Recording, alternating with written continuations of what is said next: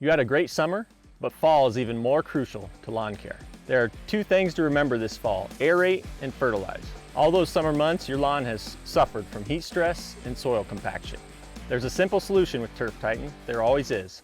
Thatch Buster is all about turning that buildup into food, creating airflow and drainage for your grass. After aerating with Thatch Buster, it's right on to fertilizer, so those nutrients will reach deep into the soil. For a job like that, turn to Lawn Commander for a healthier and better looking grass. Fall is the most crucial time for fertilizing your lawn. Getting 2 feedings of Lawn Commander, once in early fall and the other before the first frost, are the key to a healthy grass all year round. This fall, remember, aerate and fertilize. Thatch Buster and Lawn Commander, the winning combo for you this fall. Let the fall lawn war begin. Turf Titan, may the best lawn win.